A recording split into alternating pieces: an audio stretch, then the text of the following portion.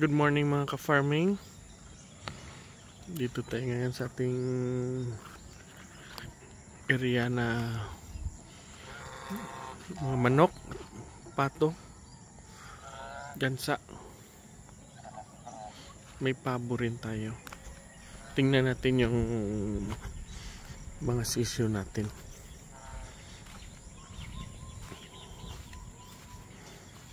You know, laki na. Laki na ng pabo natin guys. So,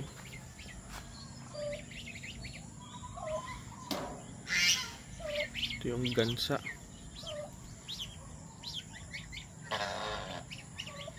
Ito yung bagong pabo natin, oh. Babae.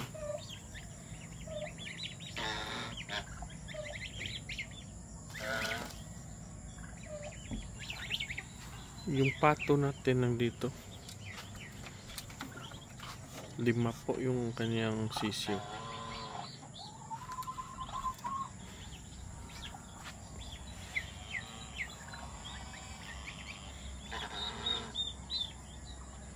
Area natin, oh. May mga tanim na po yan dyan guys. Mayroon tayong langka, mulberry, mangga. Andyan mango. Yan po. Andyan mango dyan. Ito yung isa, oh. Andyan mango rin po yan.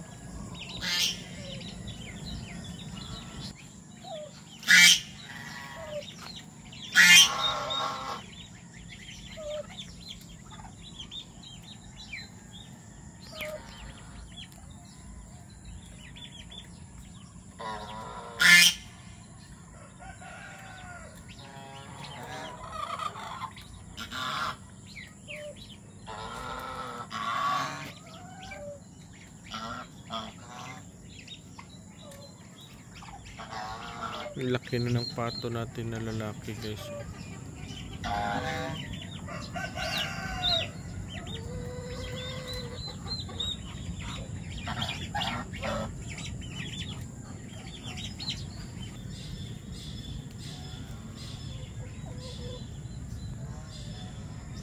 Yang rooster natin bago yan, binigay yan sa atin ni Sir Dudes.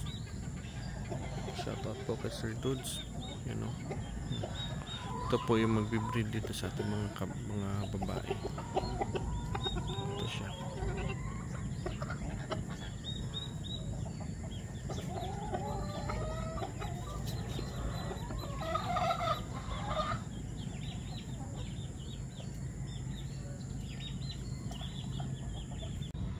Baboy natin guys, oh.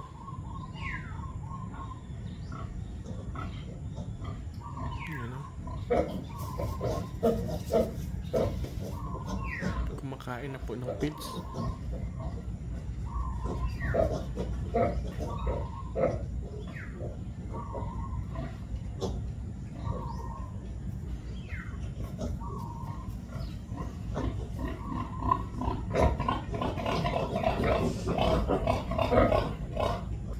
Yung iba nang dyan natutulog pa. Maaga pa ngayon guys.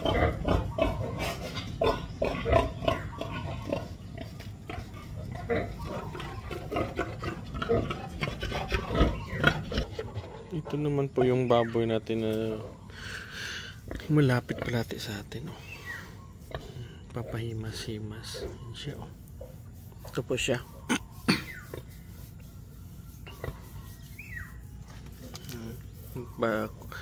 Scratch po yan siya.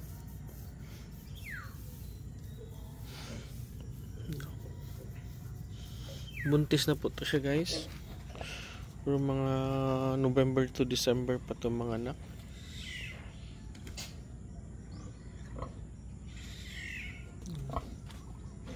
May manok din tayo dito guys, oh. Ayan, oh. May manok rin tayo dito. Konti lang yan dito sila guys.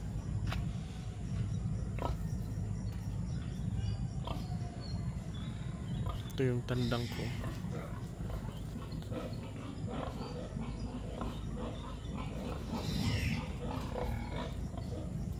Ito po Yo, mas malaki po ito kaysa doon sa isa. Mas maliit ito. Pero mas mauna to mga anak guys.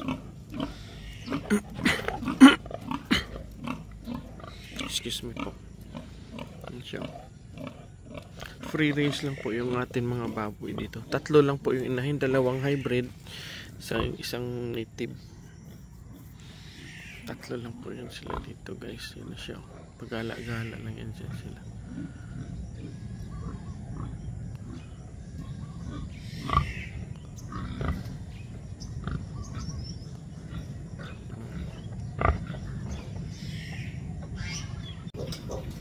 Dumidede din, pero dede na yung inahin guys. So,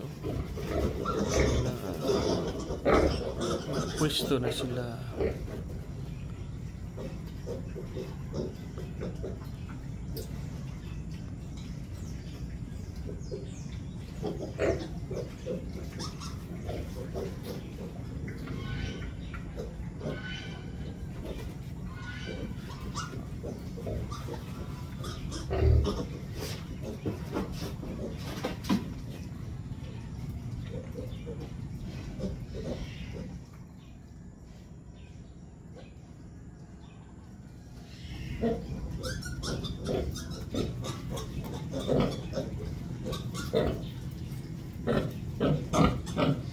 Mga break niya guys. So,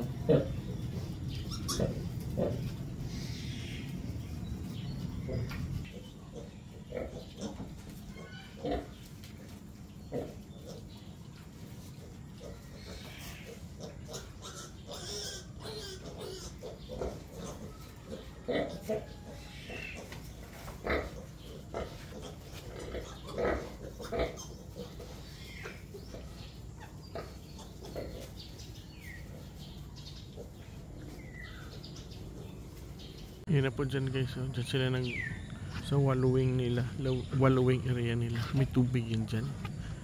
Yan, nagpapalamig yun dyan sila. Yan ang gusto nila. Yan. May tubig guys. Galing ulan. Yan siya. Yung isa. Yan. Yan kung gusto ng baboy.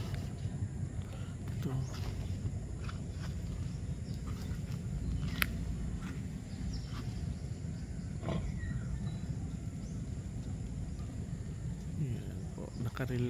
Relax sila pag nandyan sila guys. You know.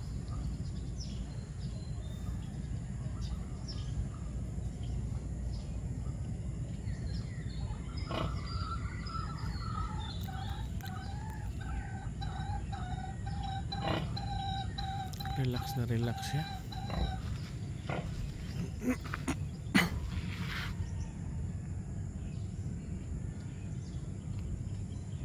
Po yung isa.